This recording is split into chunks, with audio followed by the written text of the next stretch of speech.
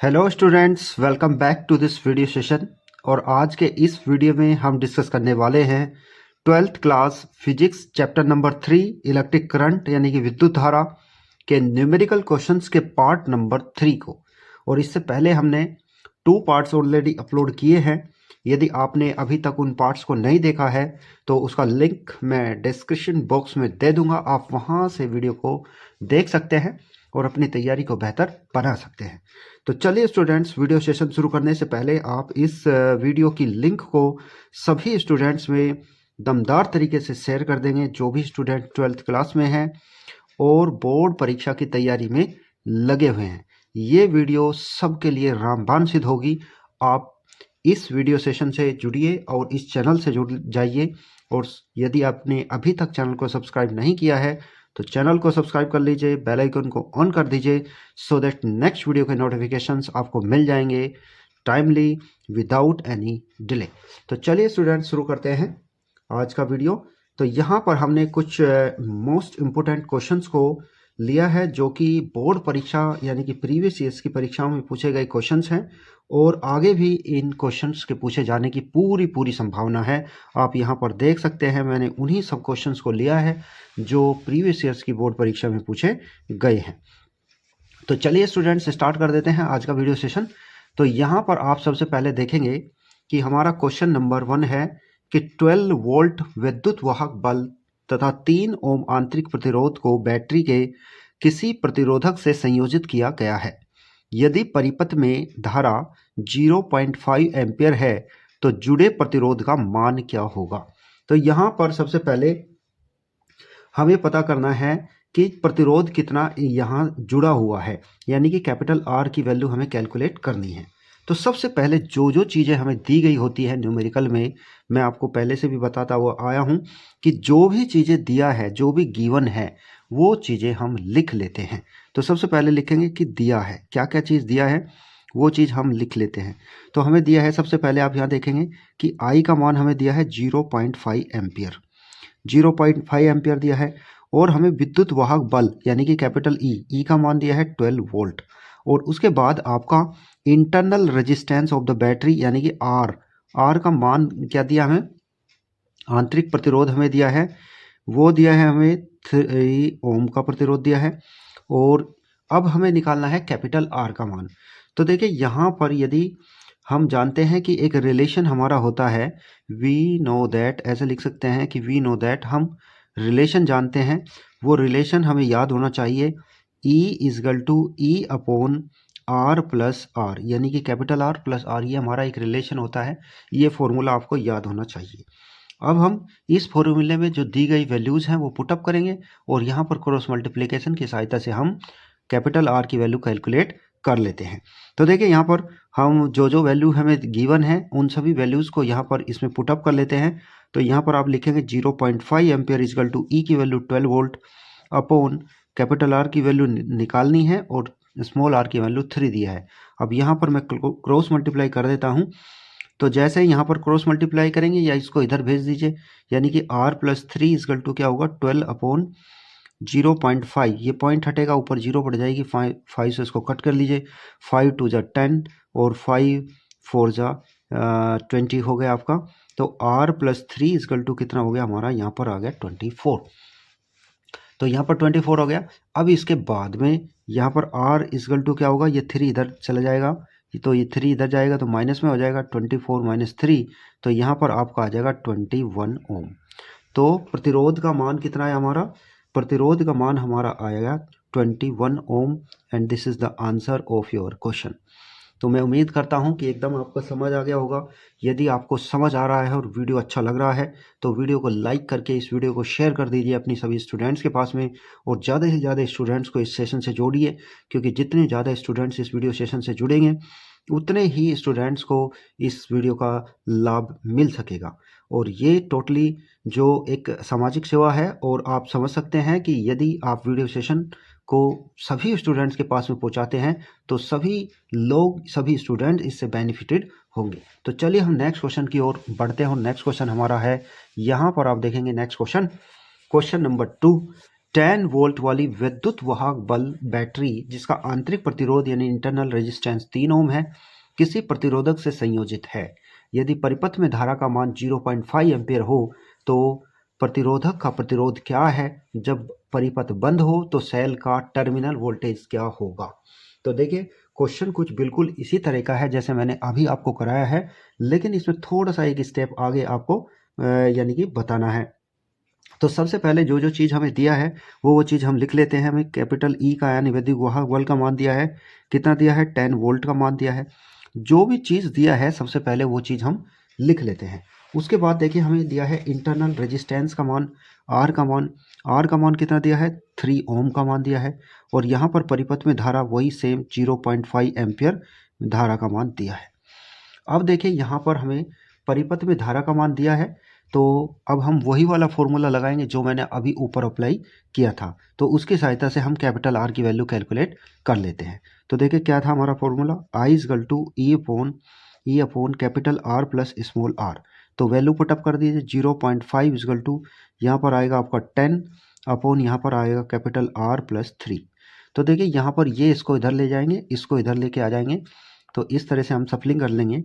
तो यहाँ पर हमारा आ जाएगा R plus 3 is equal to 10 upon 0.5। यहाँ से पॉइंट हटाएगा तो यहाँ पर एक जीरो बढ़ जाएगी, 5 से इसको काटेंगे 20 टाइम्स कट जाएगा। तो यहाँ पर आर प्लस 3 की वैल्यू आ जाएगी आपकी 20 के इक्वल, या आर इजगल टू क्या होगा 20 में से ये -3 हो जाएगा, यानी कि आपका 17 ओम। कितना आएगा 17 ओम, यानी कि जो हमारा रेजिस्टेंस है उसकी वैल्यू हमारी कितनी निकल के आई 17 ओम, 17 ओम। अब हमें पता करना है कि जब सर्किट हमारा क्या है क्लोज है, सर्किट कैसा है बंद परिपथ है। तो बंद परिपथ में जो टर्मिनल वोल्टेज होता है तो उसका हमारा एक फॉर्मूला होता है, ये भी आपको याद होना चाहिए। तो देखो when the circuit is closed यानी कि बंद परिपथ में, ऐसे लिख सकते हैं बंद परिपथ में टर्मिनल वोल्टेज की वैल्यू क्या होगी वोल्टेज। तो देखिए इसका सूत्र होता है टर्मिनल वोल्टेज का, तो V इजगल टू क्या होता है E minus I R, V is equal to E minus I R. तो देखिए अभी सीधे सीधे हमारी वैल्यू E की पता है, I की पता है, R की पता है, तो ऑल वैल्यूज़ इसके अंदर हम पुटअप कर देते हैं और हमारा मान जो निकल के आएगा वही आपका हो जाएगा आंसर। तो 10 माइनस यहाँ पर 0.5 इंटू 3 यानी कि ये हो गया आपका 10 माइनस 1.5, और 10 में से 1.5 जाएगा तो आपका आएगा 8.5। क्या आएगा 8.5, एंड 8.5 जो वोल्ट होगा ये होगा आपका परिपथ का terminal voltage, and this is the answer of your question. एक हमारा आंसर ये आ गया है और एक हमारा आंसर आ गया ये। तो इस तरह से हमारे दोनों जो भी पूछे गए थे वो हमने सोल्व कर दिए हैं। तो स्टूडेंट्स मैं उम्मीद करता हूँ कि एकदम वीडियो आपको अच्छा लग रहा होगा। तो यदि आपको वीडियो अच्छा लग रहा है तो दमदार तरीके से इस वीडियो को अपने सभी फ्रेंड्स के पास में शेयर कर देना है, सो दैट सभी स्टूडेंट्स को इस वीडियो का लाभ मिल सके। तो चलिए हम आगे बढ़ते हैं, तब तक आप वीडियो को शेयर करते रहिए। अभी मैं नेक्स्ट क्वेश्चन की ओर अप्रोच करता हूँ। नेक्स्ट क्वेश्चन है यहाँ पर आप देखेंगे, यहाँ पर नेक्स्ट क्वेश्चन को देखिए नेक्स्ट क्वेश्चन है हमारा। तो नेक्स्ट क्वेश्चन एक सर्किट बेस्ड क्वेश्चन है और बहुत ही अच्छा क्वेश्चन मैंने इस वीडियो सेशन में लिया है, और सभी क्वेश्चंस ये किसी न किसी प्रीवियस ईयर्स की परीक्षा में पूछे गए क्वेश्चंस हैं, और ये आपको सभी क्वेश्चंस बहुत ही अच्छे लगने वाले हैं। तो देखिए इस क्वेश्चंस को मैं किस प्रकार से करूँगा। यहाँ पर देखिए क्वेश्चन में क्या दिया है कि एक हमें क्या दिया है परिपथ दिया है, और ये परिपथ में व्हीटस्टोन सेतु यानी कि व्हीटस्टोन ब्रिज का एक सर्किट डायग्राम दिया हुआ है।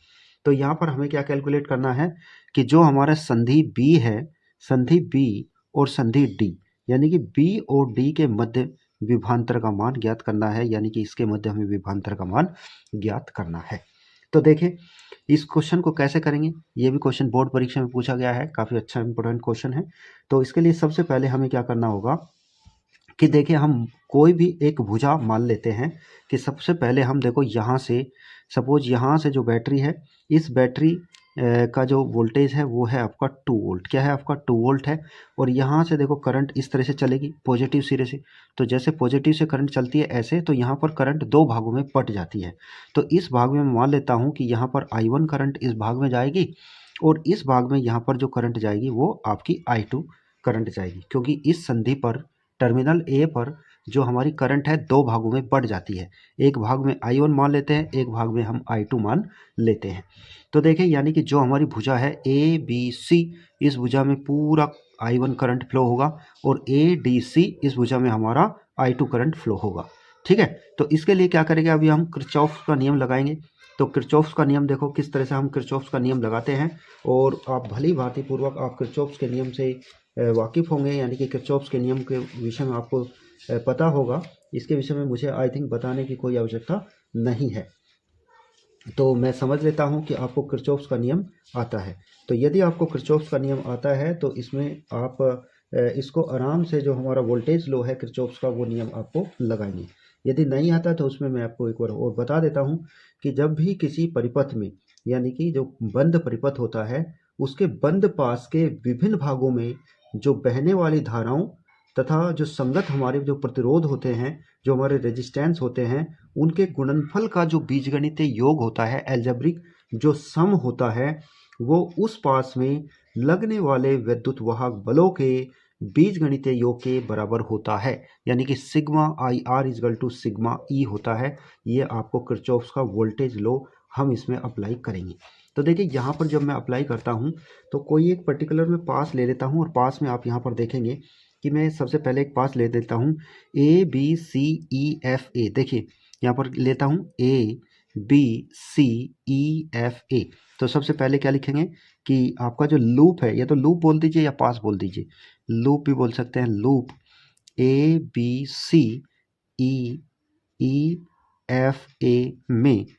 में किरचॉफ्स के नियम से, द्वितीय नियम से, जो हमारा केवीएल है, जो किरचॉफ्स वोल्टेज लॉ है, केवीएल से, इसका शॉर्ट फॉर्म है किरचॉफ्स वोल्टेज लॉ।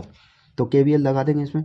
तो देखिए क्या होगा, यहाँ से जो करंट होती है इसी दिशा में जा रही है, तो करंट इंटू रेजिस्टेंस, यानी कि I1 1 into I1 1 into I1 plus, अब देखिए यहाँ भी आपकी करंट I1 ही होगी, तो I1 इंटू 1 यानी कि 1 इंटू अगेन I1। तो इजगल टू क्या होगा, यहाँ पर देखिए यहाँ से ऐसे जाएंगे, सीधा वोल्टेज हमारा आएगा ये। तो जब हम प्लस में से, माइनस से प्लस की ओर घुसते हैं तो यहाँ पर आपका क्या होगा, प्लस वोल्टेज आता है, इजगल टू क्या आएगा आपका 2। तो अब देखिए यहाँ से आप किसका मान निकाल सकते हैं, I1 का मान निकाल सकते हैं। देखो I1 plus I2 is equal to क्या होगा 2, या इसको 2 सॉरी I1 यहाँ भी है, तो 2I1 इजगल टू क्या होगा 2, या I1 इजगल टू यहाँ से निकल के आया हमारा 1 एम्पियर। क्या आया हमारा 1 एम्पियर। एकदम बिल्कुल स्टेप में धीरे धीरे आपको समझा रहा हूँ कि सबसे पहले मैंने देखो यहाँ वाले इस सर्किट में मैंने किरचॉफ्स का नियम लगा दिया है, तो इससे मैंने I1 की वैल्यू कैलकुलेट कर ली है। इसी प्रकार से मैं इस वाले सर्किट में किरचॉफ्स का नियम लगाऊंगा, यानी कि अभी मैं लगाऊंगा कि जो हमारा लूप है, लूप क्या है ADCEFA, क्या होगा हमारा ADCEFA में KVL से, KVL मतलब किरचॉफ्स वोल्टेज लॉ से। तो किरचॉफ्स वोल्टेज लगाओ इसमें भी। देखो यहाँ पर 1.5 है, लेकिन I का मान क्या है I2, तो यानी कि आपका आ जाएगा 1.5 इंटू I2, और प्लस आपका क्या हो जाएगा यहाँ पर, यहाँ से देखो करंट I2 ही जाएगी इसमें, यानी कि आपका 1 इंटू I2, और इजगल टू यहाँ पर अगेन 2 वोल्ट के, ये इक्वल हो जाएगा, किसके इक्वल हो जाएगा 2 वोल्ट के। तो देखिए ये I2 यानी कि 1.5 और 1 I2 यानी कि 2.5 I2 होगी, तो 2.5 I2 इजगल टू 2। तो यहाँ से I2 का मान आ जाएगा आपका, यहाँ पर देखेंगे कि 2/2.5, तो इससे भाग देंगे तो यहाँ पर 20 होगा, और इससे इसको काटेंगे तो तकरीबन हमारा आएगा, यानी कि 0.8 एम्पियर। कितना आएगा 0.8 एम्पियर। तो I2 का मान आ गया हमारा 0.8, I1 का मान आ गया हमारा 1 एम्पियर। तो इस तरह से अभी हम A व B के बीच में विभवांतर की कैलकुलेशन कर लेते हैं। तो देखिए A और B के बीच में विभवांतर क्या होगा, यहाँ देखिए यदि मेरे को A व B के बीच में विभवांतर देखना है तो क्या होगा A व B के बीच में विभवांतर। तो देखिए तो यहाँ लिखेंगे A व B के मध्य विभवांतर। तो विभवांतर तो मतलब क्या है, विभवांतर क्या होता है कि भाई VA minus VB is equal to क्या होगा I1 इंटू R। तो I1 का मान तो अभी निकाला, तो I1 का मान हमने निकाला 1 एम्पियर, और R1 हमें दिया है 1, R1 हमें क्या दिया है 1, तो इसका मतलब 1 वोल्ट हो गया किसके बीच में विभवांतर, AB के बीच विभवांतर। इसी तरह से AD के बीच विभवांतर निकाल लीजिए। AD के बीच विभवांतर क्या होगा देखो, तो यहाँ लिखेंगे A व D के मध्य विभवांतर, के मध्य विभवांतर। तो देखिए A व D के बीच विभवांतर क्या आएगा, VA माइनस VD सेम, तो यहाँ पर आ जाएगा I2 इंटू R। तो I2 का मान अभी निकाला, कितना निकाला 0.8 इंटू R का मान यहाँ पर कितना है 1.5। तो जैसे इसकी कैलकुलेशन करेंगे तो कितना आएगा हमारा 1.5 इंटू 8 यानी कि आपका 15/120 और 2 स्थान पे 0 यानी कि एक तरह से 1.2 वोल्ट आ जाएगा। कितना है 1.2 वोल्ट। अभी देखिए बी और डी के बीच में विभवांतर क्या होगा, देखिए जो यहाँ पर ए बी के बीच विभवांतर हुआ तो यहाँ पर इसका वी का मान आया, उसके बाद में जो ए डी के बीच विभवांतर आया वहाँ पर इसका वी का मान आया। तो अब दोनों का अंतर ले लीजिए तो विभवांतर, क्योंकि विभवांतर ही क्या होता है दो बिंदुओं के बीच का अंतर, वोल्टेज का अंतर। तो यहाँ देखिए यहाँ पर आ जाएगा आपका कि अभी हमें निकालना है कि बी व डी के मध्य, यदि दिखाई नहीं दे रहा थोड़ा सा ऊपर कर लेता हूँ, तो बी व डी के मध्य विभवांतर, यही तो हमें निकालना था। तो विभवांतर बराबर क्या होगा, ये होगा हमारा V B minus V D. तो V B minus V D बराबर क्या होगा कि जो हमारा ये वाला है, जो हमारा इसके बीच विभवांतर है इसका और इसके बीच जो हमारा दूसरा है उसका, इन दोनों का अंतर ले लेते हैं। अब अंतर का मतलब क्या होता है 1.2, जो बड़ी संख्या है उसमें से हम छोटी संख्या घटा देंगे। तो यहाँ पर हमारा आ जाएगा 0.2 वोल्ट। क्या आ जाएगा हमारा 0.2 वोल्ट। और this is the answer of your question. तो मैं उम्मीद करता हूँ कि एकदम आपको क्वेश्चन समझ आ गया होगा, क्योंकि ये एकदम सिंपल क्वेश्चंस की श्रेणी में ही मैं इसको काउंट करता हूँ। लेकिन यदि आपको कंसेप्ट क्लियर नहीं है तो ये सिंपल क्वेश्चन भी आपको डिफ़िकल्ट क्वेश्चन लगने लगेगा। इस वीडियो सेशन में मैंने सभी प्रकार के क्वेश्चन को लिया है, एकदम आपका बेसिक लेवल से क्वेश्चन स्टार्ट किए थे, थोड़ा सा मैं मॉडरेट लेवल की तरफ जा रहा हूँ, फिर उसके बाद में एक टफ लेवल की तरफ जाऊँगा। तो इस तरह से आपको क्वेश्चंस, सभी प्रकार के क्वेश्चंस आपको देखने को मिलेंगे। अपनी बेहतर तैयारी के लिए चैनल को सब्सक्राइब कर लेंगे, बेल आइकन को ऑन कर देंगे, और यदि आपने अभी तक वीडियो को लाइक नहीं किया तो वीडियो को लाइक करके वीडियो का लिंक अपने सभी फ्रेंड्स के पास में शेयर कर देंगे। तो चलिए अभी नेक्स्ट क्वेश्चन की ओर बढ़ते हैं, तब तक आप वीडियो शेयर करते रहिए। अभी नेक्स्ट क्वेश्चन है, देखिए यहाँ पर आप देखेंगे ये भी एक सर्किट बेस्ड क्वेश्चन है और काफ़ी अच्छा क्वेश्चन मैंने इस वीडियो सेशन में लिया है। तो देखिए यहाँ पर क्या क्वेश्चन है, अभी यहाँ पर आप देखेंगे, यहाँ पर क्वेश्चन दिया है कि जो हमें यहाँ पर एक डायग्राम दिया है कि चित्र में प्रदर्शित परिपथ में 10 ओम के प्रतिरोध में धारा शून्य हो, यानी कि ये हमारा 10 ओम का जो प्रतिरोध है इसमें यदि धारा का मान क्या हो शून्य हो, यदि इसमें धारा का मान क्या हो शून्य हो, तो गणना करनी है कि प्रतिरोध जो हमारा x है, यहाँ पर हमारा एक x प्रतिरोध है, ये वाला जो x है देखो यहाँ वाला जो AD के बीच में यहाँ पर एक x प्रतिरोध है, इस प्रतिरोध का मान ज्ञात करना है, और 4 ओम के प्रतिरोध में धारा ज्ञात करनी है, फिर 3 ओम के प्रतिरोध में भी धारा ज्ञात करनी है, फिर उसके बाद में 12 ओम के प्रतिरोध में भी धारा ज्ञात करनी है। देखिए क्वेश्चन काफ़ी थोड़ा सा बड़ा लेंथी क्वेश्चन है, लेकिन बहुत ही अच्छा क्वेश्चन है। देखिए इस क्वेश्चन को कैसे हम सोल्व करेंगे आप यहाँ पर देख सकते हैं। अब इसके लिए क्या करेंगे, ये जो हमारा सर्किट है इसको मैं सिंपल सर्किट में बदल लेता हूँ। यहाँ मैंने इसका सिंपल सर्किट बनाया है, देखिए कैसे बनाया है मैंने, आप इस सर्किट को भी समझ सकते हैं मैंने किस प्रकार से इसको बनाया है। कि यहाँ देखिए सबसे पहले आप यहाँ पर ए और सी लिखेंगे, ए और सी के बीच में आप यहाँ पर देखिए कि ए और सी के बीच में हमारा क्या है कि सबसे पहले हमारा 4 ओम का प्रतिरोध है, तो 4 ओम का प्रतिरोध यहाँ पर दिखा दिया। यहाँ पर बैटरी लगी है तो बैटरी मैंने यहाँ पर दिखा दिया, ये पॉजिटिव ये निगेटिव। अब इसके बाद में देखिए ए बी के मध्य 3 ओम प्रतिरोध है तो 3 ओम प्रतिरोध दिखा दिया। उसके बाद बी सी के मध्य 6 ओम है तो 6 ओम दिखा दिया। उसके बाद बी डी के मध्य कितना है 10 ओम, तो 10 ओम दिखा दिया। तो इस तरह से हमारा डी सी के मध्य देखो, डी सी के मध्य कितना है 12 ओम, डी सी के मध्य 12 तो 12 दिखा दिया। तो मैंने इस कॉम्प्लिकेटेड डायग्राम को मैंने एक सिंपल डायग्राम के रूप में मैंने इसको बदल लिया है, क्योंकि इसको करने में हमारा मतलब बहुत ही आसानी से हम इसको कर पाएंगे। क्यों कर पाएंगे, क्योंकि ये व्हीट स्टोन ब्रिज की शक्ल में आ गया है। और देख लेते हैं कि व्हीट स्टोन यहाँ पर बन रहा है या नहीं बन रहा है। तो इसके लिए क्या करेंगे, सबसे पहले हम यहाँ पर आप देखेंगे कि जो भी दिया है यहाँ पर एक यहाँ पर दिया है कि प्रतिरोध में धारा शून्य हो। तो यदि इस प्रतिरोध में धारा का मान 10 ओम में शून्य है तब हमारा व्हीट स्टोन ब्रिज बन जाता है, क्योंकि व्हीट स्टोन में जो बी और डी के बीच जो प्रतिरोध होता है उसमें धारा का मान, करंट का मान शून्य होता है, क्योंकि वो कंडीशन बैलेंस कंडीशन होती है।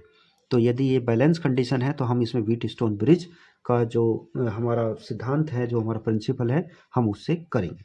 तो यहाँ क्या करेंगे हम सबसे पहले कि व्हीट स्टोन ब्रिज से इसको करेंगे। तो सबसे पहले हमें जो पूछा गया है उसका मान निकाल लेते हैं। तो यहाँ लिखेंगे Wheatstone bridge, wheat stone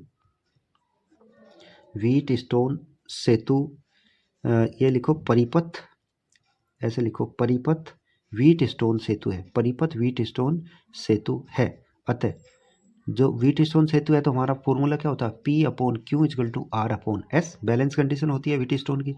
तो बैलेंस कंडीशन में हम निकालेंगे तो P का मान क्या है हमारा 3, इसको P मान लेते हैं, इसको Q मान लेते हैं। तो 3/6 = क्या होगा, X/12, X/12। तो यहाँ देखिए इससे काट दीजिए, 3 बन जाए यानी कि 3 × 2 = 6 और इसकी क्रॉस मल्टीप्लाई कर दीजिए। तो 2x = कितना होगा 12, इस 2 से 12 कटेगा 6 आ जाएगा। तो x की वैल्यू क्या आ जाएगी यहाँ से 6 ओम। तो पहले क्वेश्चन का आंसर हमें मिल चुका है जो कि x का वैल्यू निकालनी थी।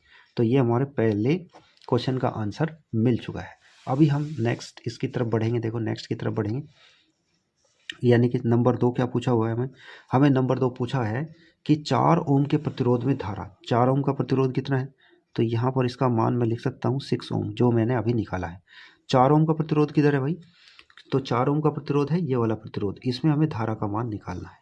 तो देखो धारा का मान निकालने के लिए सबसे पहले हमें क्या करना होगा कि सबसे पहले जो हमारे जो 3 और 6, यहाँ देखिए 3 और 6 यानी कि टोटल इसका रेजिस्टेंस कैलकुलेट करेंगे। 3 और 6 हमारे क्या है, श्रेणी क्रम में है। तो श्रेणी क्रम में डायरेक्ट प्रतिरोध जुड़ जाते हैं। तो कितना हो गया, इधर का प्रतिरोध होएगा 3 + 6 यानी कि 9 ओम। ठीक है, उसके बाद यहाँ वाले प्रतिरोध जोड़ दीजिए, ये 6 अभी कैलकुलेट किया और 12 ये, तो यहाँ के प्रतिरोध कितना हो जाएगा 18 ओम। तो ये हमारा अभी 9 ओम और 18 ओम, ये हमारा यानी कि किस में आ जाएंगे, समांतर क्रम में। तो इनका यहाँ लिखेंगे कि 9 ओम व 18 ओम किस में है, समांतर क्रम में है, समांतर क्रम में है। अतः इनका तुल्य प्रतिरोध क्या होगा, इनका तुल्य प्रतिरोध निकाल लीजिए। तुल्य प्रतिरोध देखिए यहाँ पर मैंने थोड़ा सा डायरेक्ट कर दिया है कि 3 + 6 को 9 डायरेक्ट लिख दिया है। इसी तरह से 6 + 12 को 18 लिख दिया है। तो इसमें आपको कंफ्यूज नहीं करना है कि ये कहाँ से आया, ठीक है ना। तो तुल्य प्रतिरोध क्या होगा, तो जब भी दो समांतर क्रम में प्रतिरोध होते हैं तो तुल्य प्रतिरोध का डायरेक्ट फॉर्मूला होता है कि ऊपर तो हम कर देते हैं इन दोनों की मल्टीप्लाई और नीचे कर देते हैं इनका एडिशन। तो ये आपको पता होना चाहिए, R1 × R2 / R1 + R2 होता है ना सूत्र। तो इस तरह से हमारा होगा और प्लस, अब देखिए और चलिए यहाँ पर ये तुल्य प्रतिरोध इसका बता दीजिए। तो कितना हो जाएगा आपका, तो ये हो जाएगा आपका 9 × 18 अपॉन देखो 9 और 8 17 यानी कि 27 हो जाएगा आपका। तो 9 × 3 = 27 और 3 × 6 = 18, 6 हो जाएगा। ठीक है, तो इस तरह से इसका कितनी वैल्यू निकल के आई हमारे 6 ओम। अब देखिए ये वाला 6 ओम यानी कि ये पूरा टोटल 6 ओम और इसके साथ में क्या है, श्रेणी क्रम में। तो अब क्या लिखेंगे कि 6 ओम व 4 ओम किस में है, सीरीज में है। किस में है, सीरीज में है। तो तब तुल्य प्रतिरोध का मान क्या होगा, तुल्य प्रतिरोध, तो तब तुल्य प्रतिरोध R डैश का मान लिख लो इसको। R डैश बराबर क्या होगा, 6 + 4 डायरेक्ट जुड़ जाएगा, कितना आ जाएगा आपका 10 ओम। कितना आ जाएगा आपको 10 ओम आ जाएगा। अब देखिए अब सेल में धारा का मान निकाल लीजिए। जब आपको टोटल रेजिस्टेंस का मान पता लग गया है, V का मान आपको पता है, तो धारा का मान निकाल सकते हैं। तो अब क्या करेंगे, अब हम क्या लिखेंगे कि सेल से प्रवाहित धारा, तो यहाँ लिखेंगे कि सेल से प्रवाहित धारा कितना होगा। देखिए I बराबर क्या होता है, I बराबर V/R, सिंपल फॉर्मूला है। तो V का मान क्या है हमारा, देखिए यहाँ पर आया आपका 5 वोल्ट अपॉन R का मान अभी निकाला 10, तो इससे काटेंगे कितना आ जाएगा 0.5 एम्पियर। कितना आ जाएगा 0.5 एम्पियर। तो ये आपकी धारा किससे चल रही है, सेल से। तो ये हमारा हो गया सेकंड आंसर, क्योंकि 4 ओम के प्रतिरोध में भी वही धारा आएगी जो आपको सेल से चल रही है। तो ये हमारा सेकंड का आंसर हो गया है। अब इसके बाद में AC के बीच में विभवांतर ज्ञात करना है। AC के बीच विभवांतर, यानी कि AC का मतलब है यहाँ पर AC के बीच विभवांतर।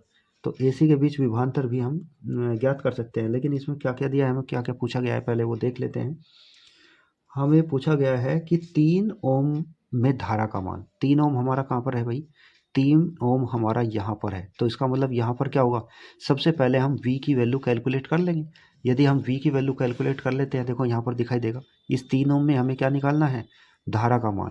तो सबसे पहले V का तो मान पता होना चाहिए ना, टर्मिनल वोल्टेज का मान, तभी तो हम इस रेजिस्टेंस का मान निकाल पाएंगे। तो इसके लिए AC के सिरों के मध्य विभवांतर निकाल देते हैं।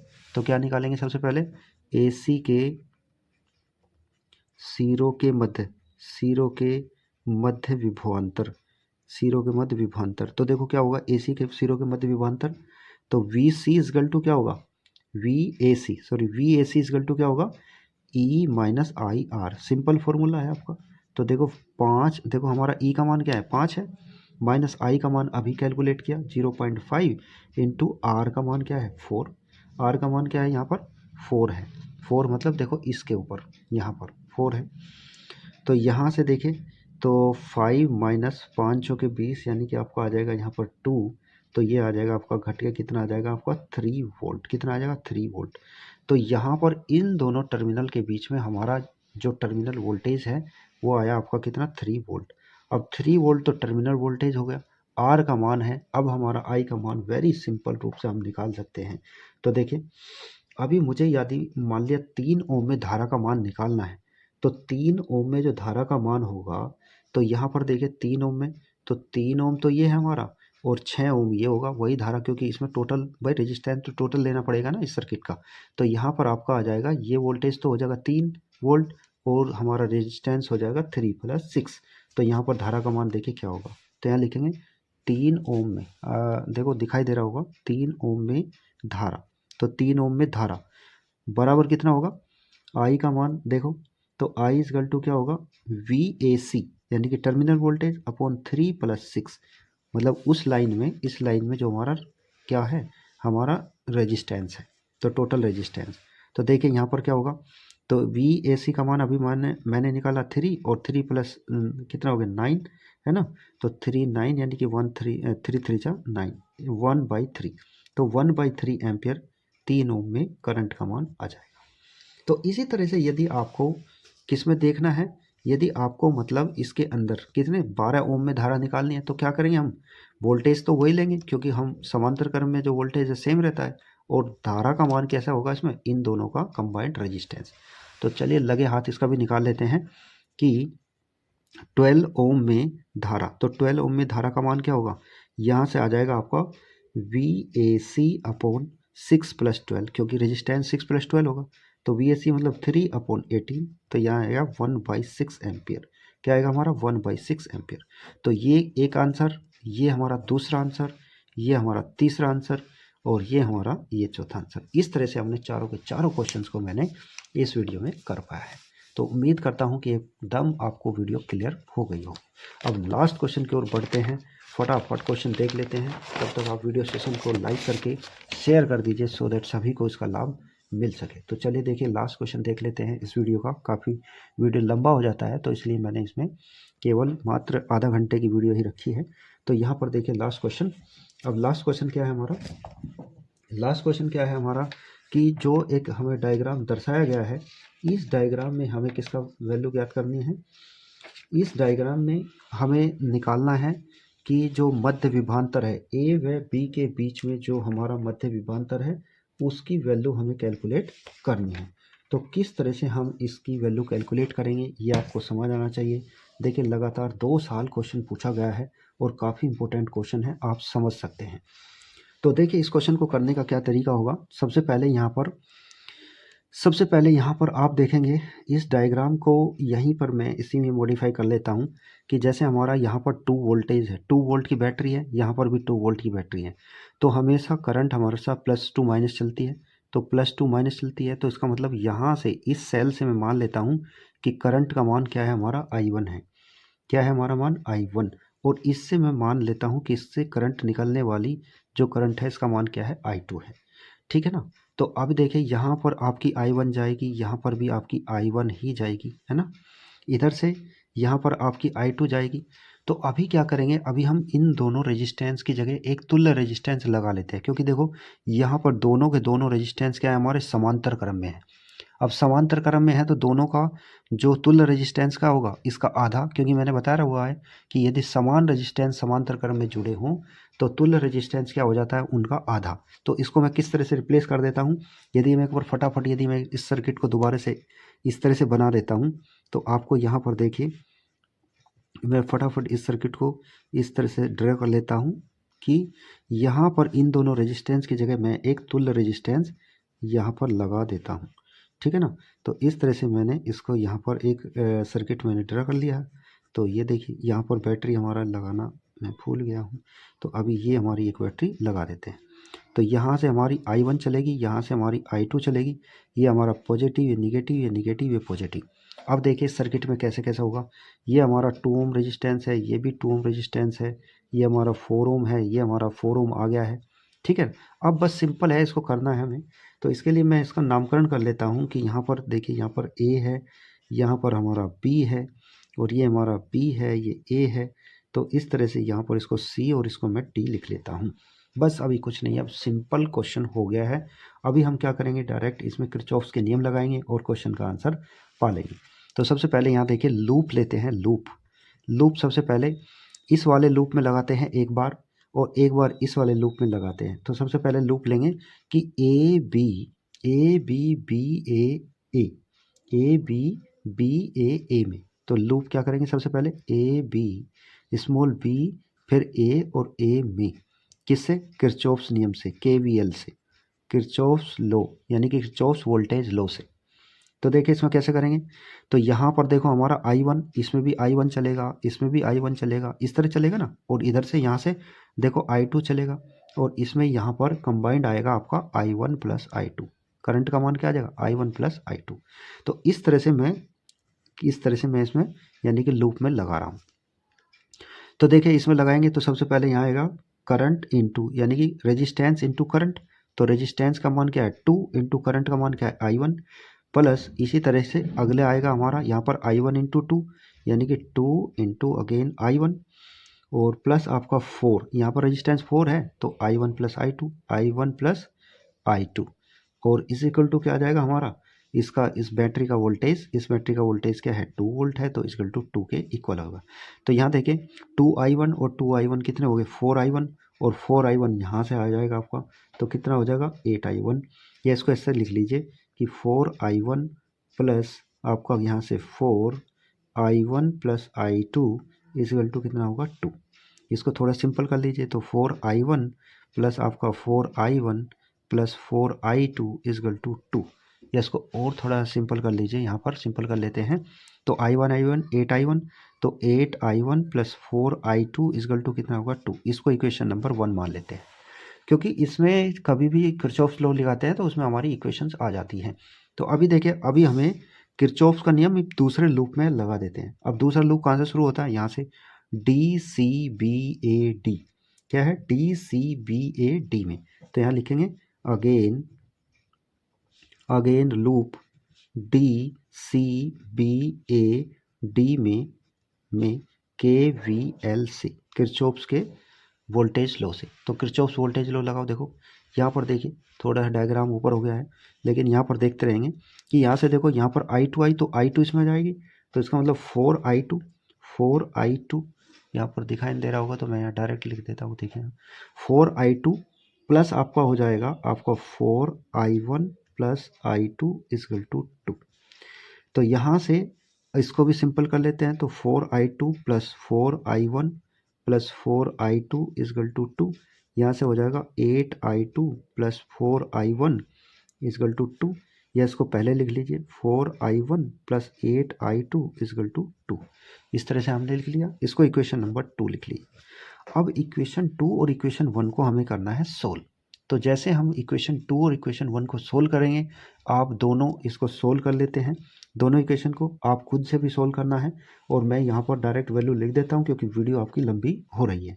तो यहाँ पर देखिए I1 और प्लस I2 की जो वैल्यू है ये हमारी निकल के आती है 1/2। क्या आती है 1/2 यानी कि 0.5।